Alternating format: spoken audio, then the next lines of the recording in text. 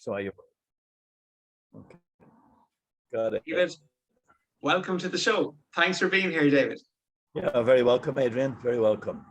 David, before I get you to share your backstory and a bit about yourself, David, share something about yourself that most people do not know. Yeah, when I'm in the gym, basically, people are very surprised to know that I'm 71 and not in my sort of late 50s, 60s. I suppose the length of years that I have in terms of arriving at 71 has given me a sort of different perspective on life. I look at people who are 50 years of age and they behave more like 90 years of age because they get little exercise, bad diet, the bad posture, they have different illnesses, and you think, if only they had looked after themselves, if only they had put in a few hours and effort when they were a bit younger, taking care of their diet and taking care of the body. And I learned that, I think, at about 17 or 18 years old when I started the gym. And one of the things that inspired me was I met an 80-year-old man who was training as hard as anybody else was. He lived about 15 miles from the gym, and he cycled to the gym every day on his bicycle. Imagine that at 80 years of age. He worked out for about 90 minutes. And I went over to him one day and I asked him, what age he was. When he told me, I was kind of shocked. But then, when I dug a bit deeper, I said to him, how do you have so much energy at 80? He says, well, I don't really know, but he says, I've always been keeping fit. But he said, I only gave up smoking 5 years ago. The doctor told me that I was smoking too much. Now, at 80 years old, smoking up to 75. But he said, I think what stood to me, he said, was the level of fitness that I've kept up all of my life. I've always been active, he said, and I've always loved exercising. And I remember looking at him and saying, my God, if I could get to 80 and be like him and be as fit and as active and as healthy and mentally alert as he was, then I'd be happy. So, yeah, that was a big eye opener for me. And then the other thing is that I trained with a lot of sports people in Dublin at the time because there was very few gyms available. I trained in the Stillorgan Health Centre out in Stillorgan. What year are we talking roughly here, David? You're going back 54 years. Okay. Yeah. 54 years ago. That's quite a bit. Yeah. Okay. So around the 70s, yes. Late 60s, early 70s. Yeah. Keep going, David. Yeah. Yeah. But the funny thing was, you had all the sports stars, you had all the radio presenters, you had the top legal people. All of them went to this particular gym, and the mix of clientele was fascinating. And I think that sort of introduced me to the camaraderie in a gym with the different personalities. They all had different bodies. They all had different ways of exercising. Some only came for the chat. Some came for a little bit of exercise because it would allow them to drink 4 more pints that night. Some of them came in after a very hard night, wiped out totally, and thought, rather than go to the doctor, they go to the gym and they'd be ready for another session the next night. And then, of course, you had the ones that were very serious about their health and kept up the daily routine and the exercise. But yeah, and I think that's what started me off was the sort of the camaraderie in the gym. Then I kind of fell in love with it. And then I realized, after a year or two, my body was changing, really changing, and I was really muscled up. But at that stage, of course, when you're that young, 17, 18, and 19, all I had to do was look across the room at the weight and my bicep grew. You were so full of testosterone, you didn't even need to lift the weight. You just thought about lifting it. You thought, wow, I just have a pump. And I always remember that lovely feeling coming out of the gym when I slipped back on my shirt and my shirt sleeve was tight and my chest was tight. Actually, I used to do a little party piece when I was about 20, 21. I used to take a deep breath and go and pop all the buttons on my shirt, especially if there was ladies around, But yeah, when you're much younger and you're in your 20s, you're so full of testosterone that it's so easy to get a pump. And it's just so motivating to get that. It just drives you into the gym. You're half an hour in there and you're feeling absolutely magnificent. Yeah. Whereas at 71, I'm 2 hours into it and I'm wondering, is it growing today? Well, But what I still, will you know, it's say, amazing. At oh, 71, Adrian, I have to say, I'm still growing muscle. yeah, You know, I mean, something that I thought wasn't possible. I'm still growing. My chest is still expanding. You know, my arms are getting bigger. My shoulders are getting heavier. It's amazing. So, you know, I think we can go on building muscle up into our 90s. I've seen 80-year-olds, 81-year-olds, magnificent bodies, as good as a 50-year-old, a 45-year-old. Bodybuilder, I'm talking, you know? who's to say otherwise? Well, Absolutely. yeah, I think everything is individual, everything is personal, and everything really depends on your own attitude, mentality, or the new buzzword for it now is mindset, which is really, you know, our attitude to life and the way we take on our problems, the way we take on our experiences, and the way we deal with life in general is really down to the attitude we develop. Some people end up very cynical. Some people are sort of cranky and always looking for fight. Some people are very relaxed and happy. Other people are able to people, you know, have one or two problems and they're in a mental home. It's how we deal with life. It's how that attitude of mind, you know, if everything is positive, everything's going to be wonderful. If you're that negative type of attitude where everything's a crisis, everything's a problem, or what's the point in going to the gym because I'll never build muscle anyway and I won't stay at the gym, that kind of attitude, you know, kills the sort of zest for life, ruins the motivation.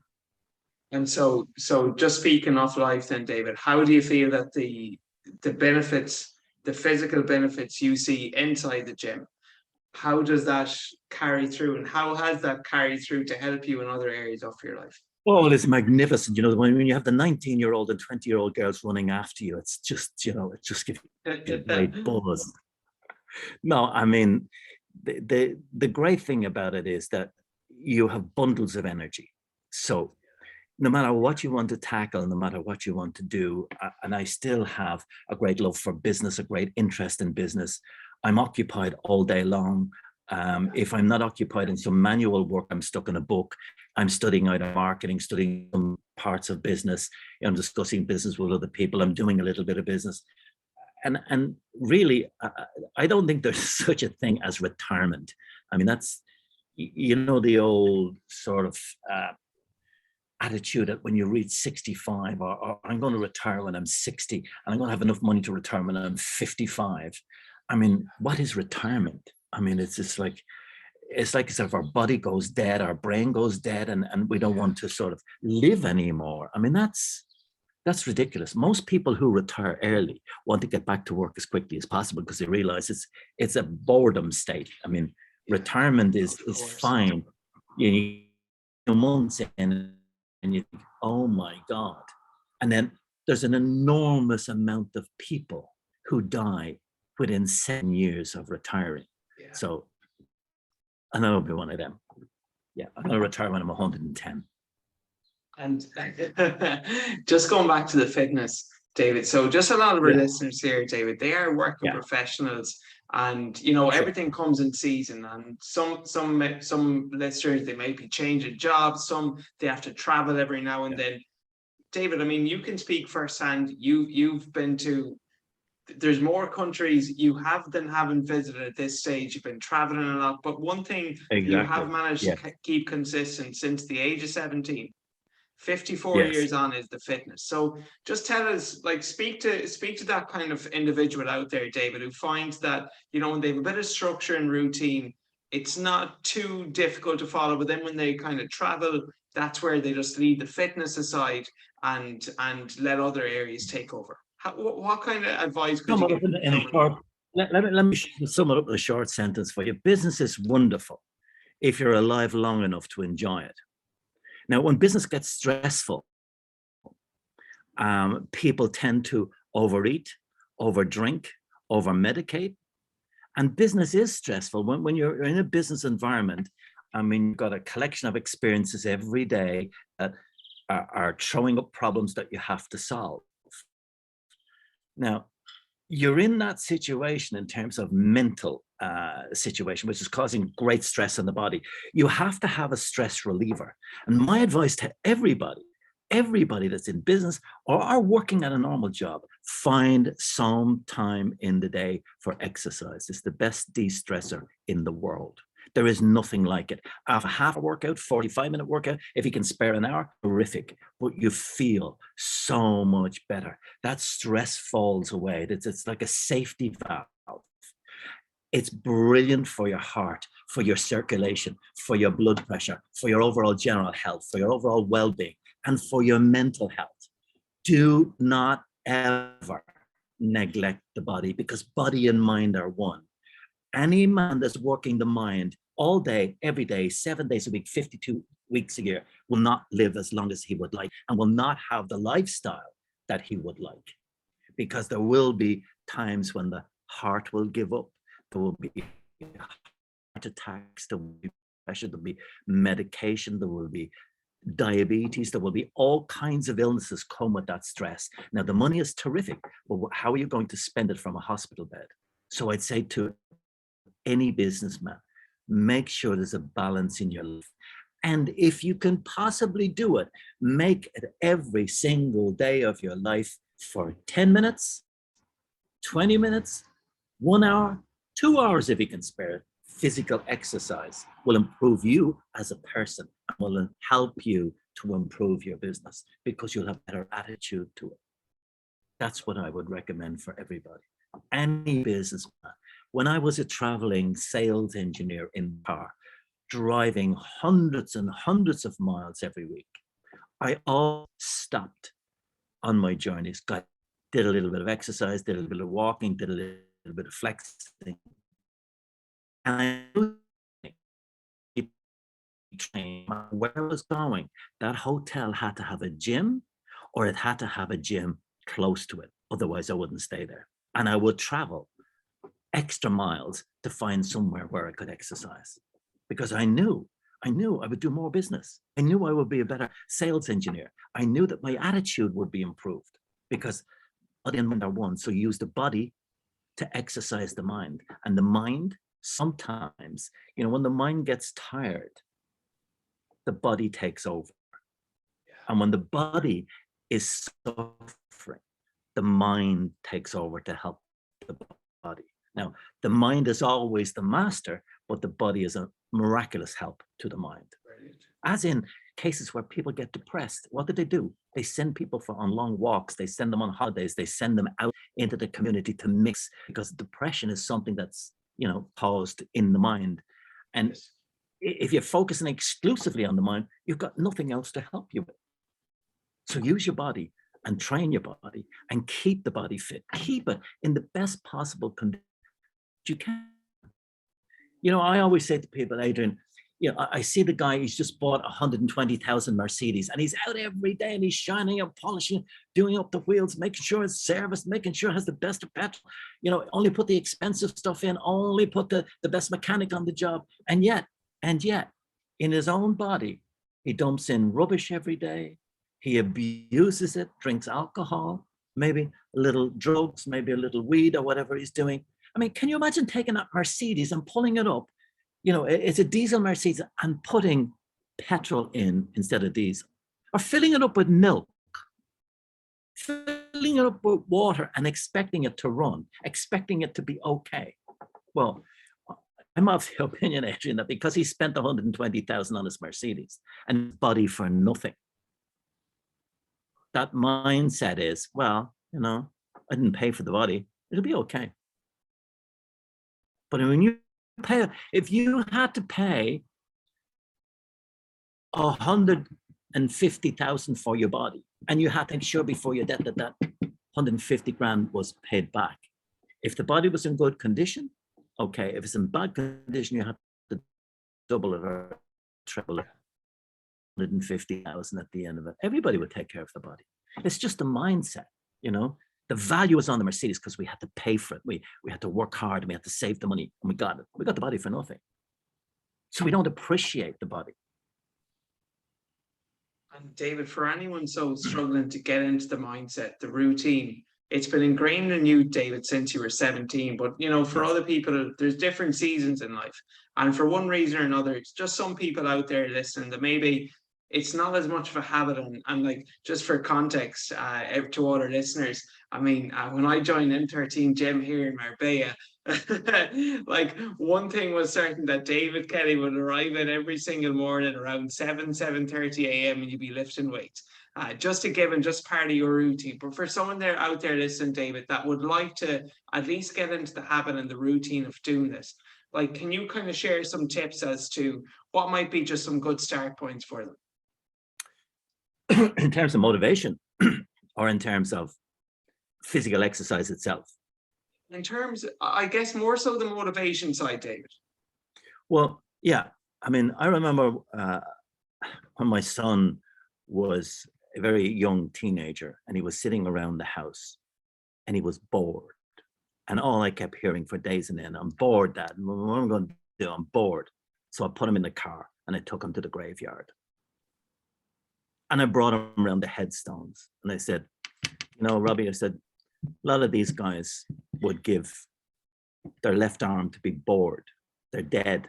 They're never coming back. I said, you have a life to live. How could you possibly say that you're bored? There's so many things for you to do. There's so many places for you to go. It's in your mind that you're bored. I say the same to people. Think of a friend that you know who has cancer. Think of a friend who's paralyzed. Think of somebody who's riddled with arthritis and can't walk properly. Think of somebody with MS. Think of all those diseases that we can get that are going to come upon us, maybe by accident. You have the privilege of being well now, and you have the opportunity of staying well. And all it takes is 15 to 30 minutes a day. That's all it takes out of your day to watch your diet, eat properly, exercise properly. Start with walking, move on from walking to a little bit of weight-bearing exercises for your bones, for your skin. Most men at 35 to 40 nowadays with their beer drinking that suffer from sarcopenia, that is loss of muscle mass, and the skin is hanging and they got man boobs and the tummy is swollen. And it's sad to see that. And it doesn't have to be that way. It doesn't have to be that way. And all it takes is 15 to 20 minutes. So I'm saying to people who can't work up the motivation to exercise, look around you, look at the sick, visit a hospital. Take 10 minutes out of your day and go to the graveyard and think, there's a young boy who died at 18. There's another man who's gone at 29. How long am I going to live? What kind of a lifestyle should I live to try and extend my life as much as possible? And that is eating properly and exercising. The two go together. So that's what I'd say to anybody that needs some motivation. Now, you know my story, you know me, and I told you my brother has 4 cancers. Yeah. Would you mind sharing that, David? Yeah. This is amazing. My brother is a physiotherapist in Ireland. He developed prostate cancer.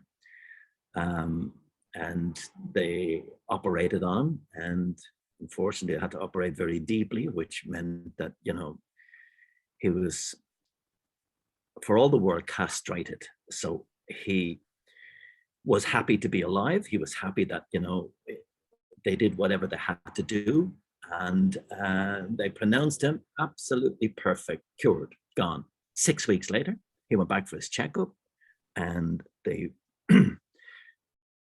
testosterone was spreading around his body like wildfire, and they couldn't understand it. So then they start to say, okay, we need to give you some more chemo.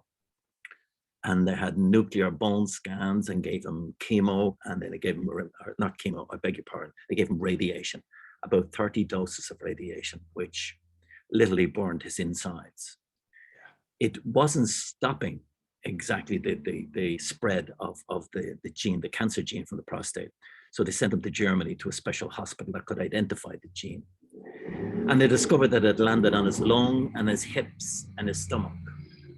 So they then focused the radiation on those parts, and he started to get better. But unfortunately, then he got sick again, and he developed I think, yeah, the name was sepsis, which is, you know, a bacterial infection in the hospital, which nearly killed him. Then after that, he got pneumonia. And then he, after the pneumonia, they said to him, you know, he would have to really take it easy because he was almost on death's door when they got him to the hospital after the pneumonia. Yeah. He only got home from the hospital. After getting out of the hospital, the doctors rang him and asked him to come back immediately. He was sitting on the bed having a cup of tea. It was the next morning after being discharged. And they said, you have to come back immediately. And they had very bad news for him. So when he went in, they told him they had found that he had acute myeloid leukemia, blood disease, and they gave him 3 weeks to live. And that's all they could do for him. 3 weeks. Yeah. 3 weeks to live. And he made his will. He put all his affairs in order. And then he asked the doctors, he said, like, do I have a puncher's chance? And the doctor said, well, only it's you, AK. I would say no, but I mean, you're going to have so many bags of chemotherapy that it would destroy your heart. So, you know, it'd probably kill you anyway. And he said, well, let's do it. So they gave him an enormous amount of chemo. I think around about 50 bags of chemo, which would kill a horse. But my brother was a sports physio, into sports, into training all his life, tough as nails, with a fantastic attitude, very positive attitude, that he was putting players back on the pitch week after week, you know, helping golfers with their broken elbows and knees and stuff like that. So to make a long story short, he survived the chemo, and then he got a mastitis in the middle of his chest, which had to be cut out. A fairly extensive hole in the middle of his chest, which they got the lump in time.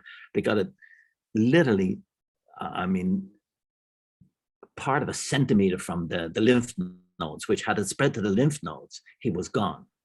After that, he then developed skin cancer, 2 different variations, I think, of the skin cancer, 2 different operations for that. So he managed to survive all of that, get home, and as you know, about 6 weeks ago, he had a stroke. And he is now recovering from the stroke. His eyesight's perfect, his speech is perfect, and it's just a question now of walking properly again.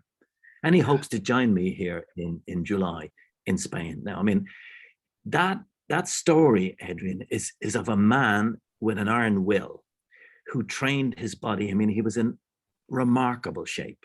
And there's no way in the world he would have survived that had he not been as fit as he was, had he not been mentally as strong as he was. And the fitness side adds to your mental strength as well. Because, you know, in the gym, we get tired, but we push through the tiredness. We're in pain, but we push through the pain. Yeah. We don't really want to exercise that part again because we're stiff and sore, but we push through them. Well, he did that only on a much, much, much tougher scale in the hospital. He pushed through the pain. And I told you what he told me. When he was getting this awful bleach chemotherapy in a bag, in a drip in your arm is literally a bag of bleach. It just kills all your blood cells. It's designed to wipe them out so they can start to regenerate them again, if you're lucky and survive it. But he put his mobile phone on a strap to his chest with Bruce Springsteen, his favorite artist, on it. And he played the music. And he said he lay back and he imagined that bleach, that chemotherapy, was actually orange juice flowing through the veins, curing him, making him better. Can you imagine that? Imagine the mental strength of that. I mean, I don't know if I would have been able to do that. I don't know, but thank God he was and is now recovering from the stroke. Yeah, so we reckon now, you know, he's still got 5 lives left, or 4 lives left, I think. Yeah. Amazing. It just shows the power of the mind, David. The power of having a good mentality, a good positive mindset, and just believing. And David, something, I mean, something can I just that you said. Just one point there. It's impossible to have a good mindset and a good attitude if your body's in terrible, decrepit shape, if you're in pain, you know, if you're sick, if you've had operations, if you have diabetes, you know, if you're not taking care of yourself. You cannot have a wonderful mindset. Absolutely. It's impossible. Body and mind is one. So the body, being in a state of, let's say, for all the world, a disrepair, disease. That's what that is. So when the body's diseased, the mind goes out in sympathy, because your attitude, your mental state, your mentality, your outlook on life is not what it should be. It's more about dying and I'm sick and I can't do, and I have to be here. It's all about negativity when you're sick. So keep the body in great condition. It will help train the body, train the mind. Absolutely. Absolutely. And David, something you said to me, something that really stuck and resonated with me. Would you mind just speaking 2 or 3 minutes about it? You said confidence is a habit. Yes. Yeah. Well, like anything in life, I mean, if you look at what is confidence, confidence is an emotional reaction to our experiences. When you ask some people maybe to stand up in a crowded room and say a few words, they'll refuse point blank. Something in their self-image, something has affected them in their experiences, has affected that self-image of that individual, maybe some years before. Maybe they got up in the classroom to speak and people laughed. Maybe they got up to read when the teacher asked them to read a bit of mistake. And suddenly that individual equated that one experience with lack of confidence in that area. And that's what happens to people, who lack confidence. It's usually as a result of negative experiences. And of course, negative experiences then leads to negative thinking. But what I'm trying to say is that in the negative thinking, it becomes a habit to think negatively. Yeah. Lack of confidence is just as much a habit as, a confident person, because a confident person practices being confident every day. Like comes into the gym, gives you a high five, greets everybody, shouts at everybody, cracks a joke to everybody. He practices the art of being confident every single day. And that's why I believe whatever we do, we're creatures of habits. People who have no confidence make a habit out of not having confidence, because they repeat the same things or shy away from the things that would help them overcome that lack of confidence. Yeah. And if you look at what you do, Adrian, you're a coach. Yeah. What you're trying to do is help people to get a better body, to build, a more healthy body, to develop more confidence, better self-image. Yeah. The person who's got no confidence at times has no choice but to seek out a coach, to seek out help, because if they remain in that state, in that habitual thinking, in that habitual way, they will go through their entire life saying, I can't do that. I don't have the confidence to do that. But all it takes is, remember you got into your motor car and the first time you drove down the street, you were probably terrified. Your knees were knocking, you were shaking, your hands were sweating, said, oh my God. But you had somebody with you to hold your hand. Yeah. Absolutely. If you didn't, you wouldn't be able to continue. You'd have to get out of the car because you didn't have the confidence to drive it yourself. People who lack confidence should seek out help, should look to others to help them. I mean, if you don't have somebody to hold your hand, if you don't have somebody to help you over that little first step, then you're never going to make it, because you lack that confidence, and you're going to practice that habit of staying away from it every day, staying away from it. You practice the habit of going to the gym every day. There are thousands of people who practice the habit of, I'm not going to the gym every day. I don't want to go there. No, it's too hard. I mean, no way. I'm sore. I'm tired. I need my sleep. I have to work. I can't do that. Make up every other excuse under the sun, but it becomes a habit not to train. It becomes a habit not to exercise. Confidence is something that an individual develops very early on in life. I mean, let's go right back to the little baby. Can you just imagine having a baby come into the world, ignoring the baby and putting it in a corner? No, feeding it and looking after it and that. But every time the baby got up to walk, it fell on its face. Nobody picked it up. Nobody said anything. Just put the baby back down. How long do you think it would take that baby to walk? Mightn't walk till it's a year old or more. Yeah. Yeah. But what does the mother do for the baby when the baby falls? She reaches out and grips the baby's hands, yeah? And she Yeah. holds and steadies the baby, and the baby puts one foot in front of the other, one foot in Wow. front of the other, yeah? And then she congratulates the baby and lifts up the baby and kisses the baby and hugs the baby, so the baby feels it's loved and comforted and wanted and confident, yeah? And then And then that's reinforced. week after week, that's reinforced, and suddenly the baby's up on Yeah. its 2 feet and running. And even when it falls, it knows the mother's there to give it a kiss and big hug, and everything is going to be okay. That's the problem with lack of confidence. We need somebody to tell us it's going to be okay. Let me help you take the first step. Yeah. Let me help you over this. And you've got to be thinking, I'm not confident, you know, when I talk to people. I don't like working in an office because I've got to get somebody to help you. Talk to somebody.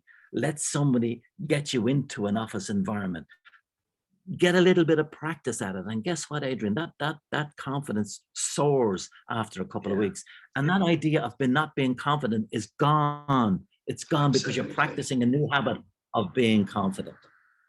Yeah, So- David, I can relate to that. So, like, for instance, when I used to be, when you mentioned confidence, I feel like, you know, there is always some element of fear when you're stepping into the unknown. You know, when you're doing something new that's outside of your comfort course. zone, you got to feel the fear and do it Yes. anyways. But as you said, the more repetition, the more time under the bar you get, the more the confidence is built. For me in the gym, David, I didn't have the confidence when I was starting out to go near the weights because it was something I'd never done before. I didn't know what to do and I needed Yeah. guidance. So I just did what I knew what I could do. And at the time playing GAA, you're able to run, you're able to cycle, you're able to row. So I just stuck to the cardio machines because I had the confidence to do those. But lifting weights, doing any of that, absolutely not. But as you said yourself, a coach, train in the gym, Yes. he didn't laugh at me. He didn't laugh at me, which I think is important. But he knew that I needed some help. Gave me a bit of support, had a few sessions with them, gave me a bit of a plan. And by the end of that summer, I had the confidence to do it, like to continue on and actually go to the gym on my own without someone needing to hold my hand Yes. and be able Exactly. to do it myself. But it all started out by a leader who knows the way and showed me the way. That's And right. it's not a sign of weakness, it's a sign of strength. If there's any area in your life you do lack confidence or direction in. Yeah. I mean, the human nature in us is designed to help another. If you're in trouble, if you don't have confidence in whatever area that you need confidence, reach out and ask for help, ask for advice. You'll get tons of it. And there will be so many people that want to help you. But when you step back from it and say, well, I'm not confident, so therefore I don't do that. I won't do that. I think that's very limiting. And then of course it becomes that self-perpetuating habit of, oh, speaking, no, I don't do that because I don't have confidence. You didn't have confidence once, so I don't have confidence forever. Is a stupid way to look at your life. It's those self-limiting stories, David, that we all tell ourselves at times that we're not good enough, but you have to question them. And the more often you think about them, and the more often you'll believe in them. And as you said, it's just a case of breaking that habit. And as you said, Yes. confidence is a habit. Having a good mindset, having a good physique, showing up to the gym, that's all a habit. And See, most people, when they talk about confidence, they're really talking about how other people see them, how they react with other people. It's usually social confidence that's the biggest problem. Because we know if you're not confident playing golf, we don't really have a problem going to a golf coach. You know, if we're not confident in football, we'll be delighted to have a football coach. But there's some kind of stigma about, you know, if we're not confident socially, of having a confidence coach, somebody to help us over that. And I think it's so important that people understand that you're never going to get over that without some help, without some advice, without some hand holding. Because if you can't practice it, how are you going to be good at it? How are you going to be confident at it? You know, even religion, you know, we have to practice our religion to become a confident Catholic or Protestant or Muslim. Absolutely. We go to church every Sunday to practice the prayer routine. Yeah. The advice the priest gives us, you know, unless you're a practicing Catholic, you're not a very confident Catholic. So it's all areas of our life, we have to practice. Unbelievable. David, this has been amazing. Amazing. And just first of all, I want to acknowledge you. Well, Thank you're you. an amazing young man. Look at you. Look at you. Well, I just Well want to say built. life goals, like honestly, for all the listeners out there, seeing David in the gym, it's so motivating. It really, really is. And I know I kind of shared a post in this before, like it can irritate me when people say, you know, someone like David's been training since he's 17, he's 71 and no sign he's slowing down. And yet people kind of expect that, okay, I'm training and I can't see abs in 2 weeks. Is there something wrong with me? You gotta be consistent. You gotta keep it going. You gotta just get into that routine. But David, I just want to acknowledge you for being such a great role model for me. And you know, so you're someone that I aspire to be, just as in this fantastic nick and shape you're in when I reach your age, David. But just David, what's just one takeaway? You're If going to be just better, one Adrian. takeaway. You're going to be better shape. We'll strive. We'll reach for the stars at least. But tell me, David, what's just one takeaway that you'd like our listener to implement? Fitness-wise, confidence-wise, lifestyle-wise. If there's just get one thing from this episode, what would it be? I think, you know, a little of everything you like in life is good for you. Everything in moderation. A drink, you know, having a couple of pints with the lads is brilliant. Having 14 pints with the lads is stupid. So, you know, if you're going to work, you know, 20 hours a week, put your whole body and soul into 20 hours a week.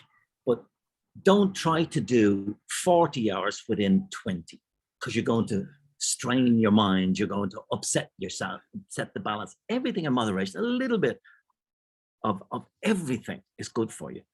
Just too much of any one thing is wrong.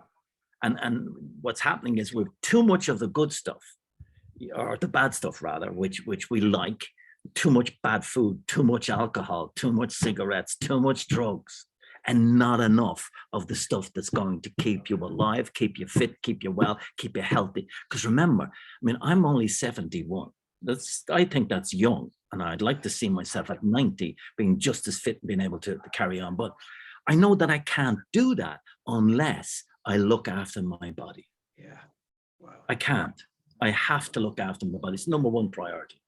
Yeah. And final Because if I question look for after David. my body is going to look after me and carry me forward to that age. David, last question of the day. And Sure. I asked this to all our listeners. And so, David, this podcast, it's called the Lifestyle Lifter Show. The Lifestyle Lifter Show. The Lifestyle Lifter Show. So, David, would you mind sharing with us, what's your definition of living a successful lifestyle? I would say that,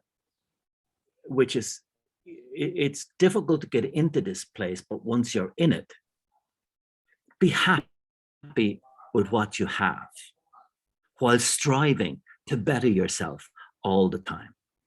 If you're unhappy all the time with what you have and you're striving to have more, it's a very, very stressful life. Be grateful for every little thing that you have. Don't worry about the things you don't have, but that doesn't mean that you don't strive and try to acquire as much as you possibly can to better yourself, to better your circumstances, to better your domestic situation, to better your married life, to better every part of you. But don't be unhappy while you're doing that. And I was for a long time myself always, I would say I had inspirational dissatisfaction, I used to call it. I wasn't satisfied. I was always frustrated until I realized, hey, hold on a minute, you know, that guy that I knew and met a year ago and was in business with, he's dead. So come on, you know, be happy right now, this minute, be happy with what you have. Who knows what tomorrow will bring, but let's try to make tomorrow better than today. That's it. Unbelievable. This is just amazing. You know my attitude when I come to the gym. Yeah. I'm always smiling. I'm always happy. I'm always cracking jokes. It's something so inspiring. It really is. And your energy, it passes off. Just like it's passing off to me on our call, just like it's passing off to other listeners. That's amazing. Well, that's amazing. Hopefully it'll be of some benefit. I mean, you get to be a little bit more experienced and a little bit wiser at 71. So I hope I get even smarter when I'm 91. Absolutely. Well, David Kelly, it's been an absolute pleasure. And just finally, David, for all the listeners out there, David, where can people just, learn more about you, I know you've got some books coming out about what you offer. Would you mind sharing? Yeah, I kind of specialize in sales talk. I've been in sales and marketing all my life. And I love this whole sales psyche of what motivates people to buy? How do we get people to buy what we're selling? What makes a great salesperson? And I've written a book, and it's, about the 7 qualities of outstanding, successful salespeople, basically. And if you don't have those 7 qualities, then you're going to struggle. So I wanted to publish the book 2.5 months ago, and I started to publish it. And then I decided to tamper with the first chapter and edit a little bit. And I've just finished it again. So I am definitely going to publish it by the middle of June. So where can people get access to this book, David, when it comes out in mid-June?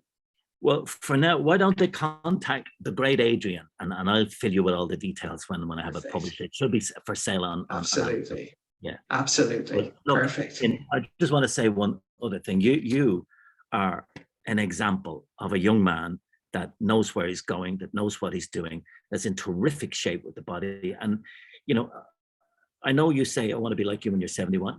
If you keep going the way you are, you will be in far better shape when you're 71.